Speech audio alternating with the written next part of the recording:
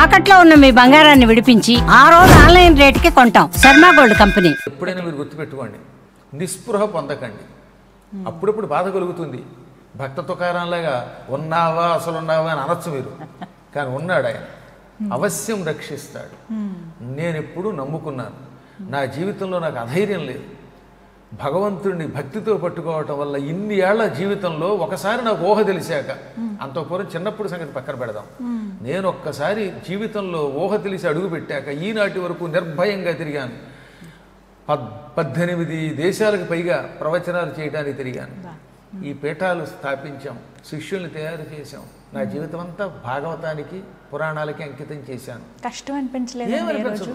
ఎందుకని చూస్తున్నాను కదా, నేను నమ్ముకున్నాను భగవంతుని, నాకేం భయం.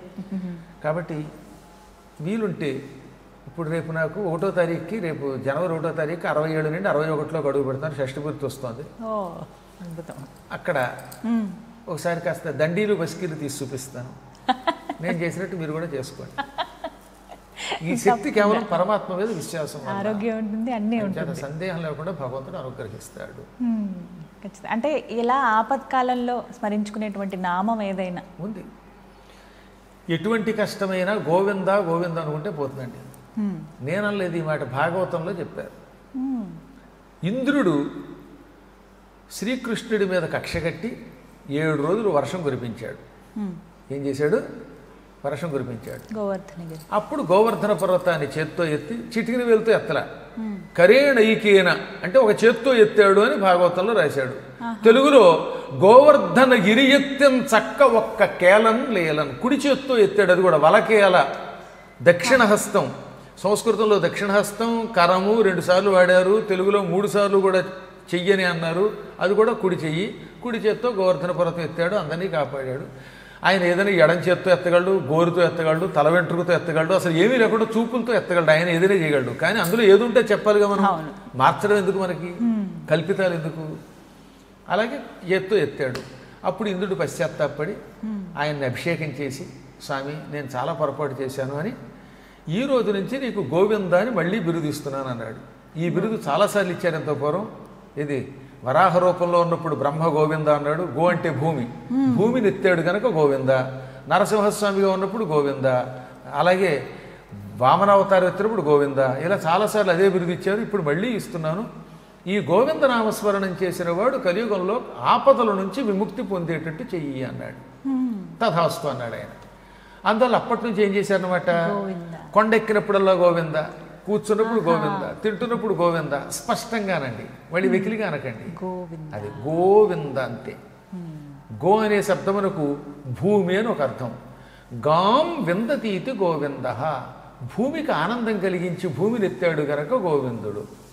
గో అంటే ఆవు, ఆవులను పోషించాడు కాబట్టి గోవిందుడు. గో అంటే కిరణములు, సూర్యకిరణములను గో అంటారు. అందుకే సూర్యుడికి గోపతి అంటే కిరణములు కలిగిన వాడు. సూర్యకిరణముల ద్వారా వెలుతురిస్తున్నాడు కాబట్టి గోవిందుడు. గో అంటే ఇంద్రియములు, కళ్ళు, ముక్కు, చెవులు, నాలుక, చర్మం, వీటిని జ్ఞానేంద్రియాలు అంటారు. మాట్లాడే మాట వాక్కు, పాణి, పాయు, పాద, ఉపస్థ, ఇవి కర్మేంద్రియాలు. ఈ 10 ఇంద్రియములను గో అంటారు. ఇంద్రియములకు ఆనందం కలిగించేది ఆయన ఉంటే శరీరంలో ఇంద్రియాలకు ఆనందం, ఆయన పోతే ఆ తర్వాత తీసుకెళ్ళి పడుకోబెడతారు, నలుగురు మోసేస్తారు.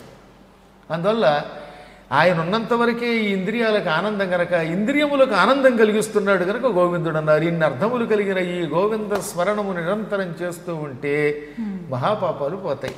ఇది ఒక సులభోపాయం. అందుకే నేను నా భక్తుల చేత ఎప్పుడు ఏం చేస్తుంటాను అనమాట, హరినారాయణ గోవింద భక్తపరాయణ గోవింద పావన నామ గోవింద పాప విరామ గోవింద నారాయణ హరి గోవింద అని నిరంతరం అనిపిస్తూ ఉంటారు. ఈ వంకతో గోవింద అని అంటారు, పాప ప్రక్షాళన అవుతుంది. రెండోది హరహర హరహర అనుకోండి.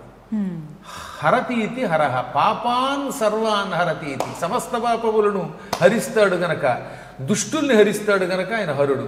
హరహర అనుకోండి, మీ ఇష్టం, మీ సంప్రదాయాన్ని కూడా అనుకోండి. ఇంక ఈ శరత్కాలంలో ఉత్తప్పుడు శ్రీమాత శ్రీ మహారాజ్ని అనుకోండి. హాయిగా కోరిన కోరికలు తీర్చుకోగలుగుతారు, పాప విముక్తి పొలుగుతారు. ఎప్పుడైనా వీలున్నప్పుడల్లా శ్రీమాత శ్రీ మహారాజ్ఞ అనుకోండి, నామస్మరణకి ఇబ్బంది లేదు కనుక. మంత్రాన్ని అనుష్ఠానం చేయదలిస్తే ఉచ్చారణ తప్పు లేకుండా చేసుకోండి.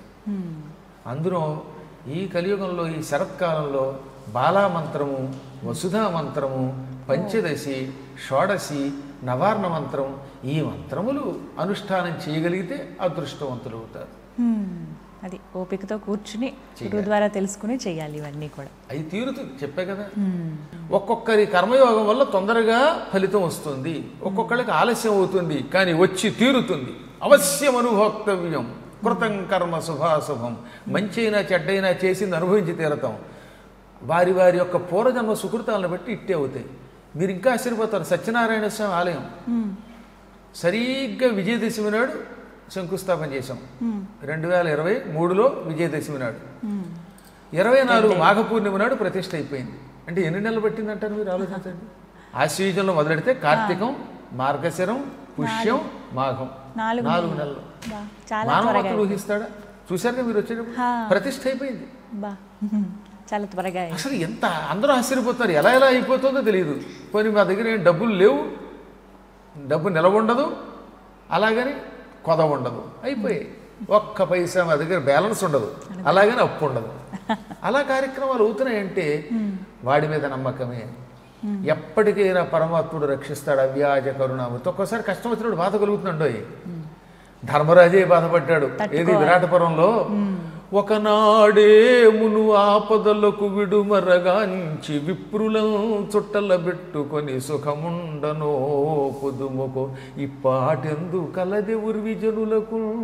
పాప అజ్ఞాతవాసంలోకి వెళ్లే ముందు అరణ్యవాసం పూర్తయి అజ్ఞాతవాసం చేయాలి కదా, అప్పుడు ఎంతో బాధపడుతూ ధౌమ్యుడు అనే పురోహితుడితో అంటాడు, ఎప్పటికైనా ఈ ఆపదల్లోంచి బయటపడతామా?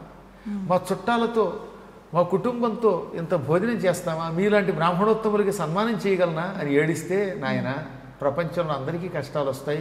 సూర్యుడు కూడా ఆవు శరీరంలో దక్కుని అజ్ఞాతవాసం చేశాడు. బలిచక్రవర్తి గాడిద రూపంలో అజ్ఞాతవాసం చేశాడు. ఎంతో మంది కష్టాలు పడ్డారు. ఈ ప్రపంచంలో అందరికీ కష్టాలు వస్తాయి. అప్పుడు ధైర్యంతో నిలబడి భగవంతుడిని పట్టుకో, నీకు శుభం కలుగుతుందన్నాడు. ఈ మధ్యన ఎవరో అన్నారు, ద్రౌపదీదేవి జననీ శివకామిని పాడింది, అది ఉట్టి అబద్ధమని. ద్రౌపది పాడలేదు, కానీ ఆ పాడింది ధర్మరాజు గారు మహాభారతంలో.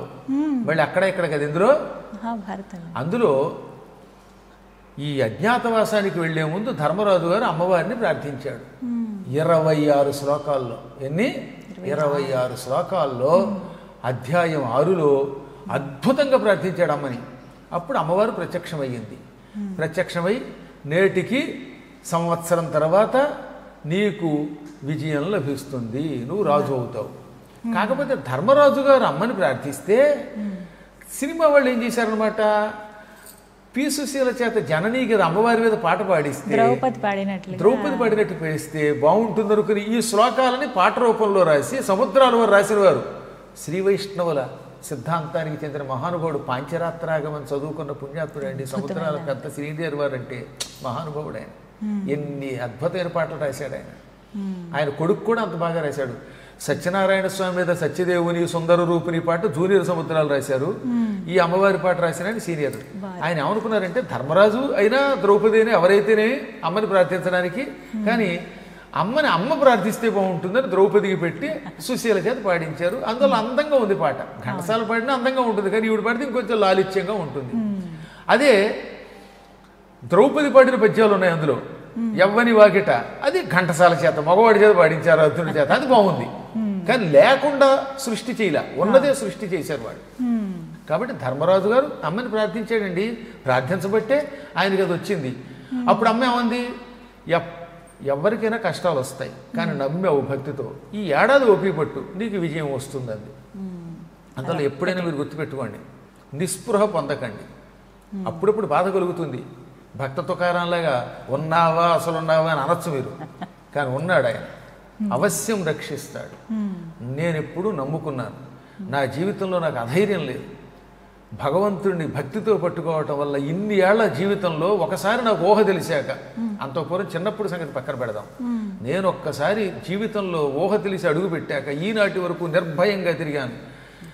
18 దేశాలకు పైగా ప్రవచనాలు చేయడానికి తిరిగాను. ఈ పీఠాలు స్థాపించాం, శిష్యుల్ని తయారు చేశాం. నా జీవితం అంతా భాగవతానికి పురాణాలకి అంకితం చేశాను. కష్టం అనిపించలేదు? ఏమనిపించదు. ఎందుకని చూస్తున్నాను కదా, నేను నమ్ముకున్నాను భగవంతుని, నాకేం భయం. కాబట్టి వీలుంటే ఇప్పుడు రేపు నాకు 1వ తారీఖుకి, రేపు జనవరి 1వ తారీఖు 67 నుండి 61లోకి అడుగు పెడతాను. షష్ఠి పూర్తి వస్తుంది. అక్కడ ఒకసారి కాస్త దండీలు బస్కీలు తీసి చూపిస్తాను. నేను చేసినట్టు మీరు కూడా చేసుకోండి.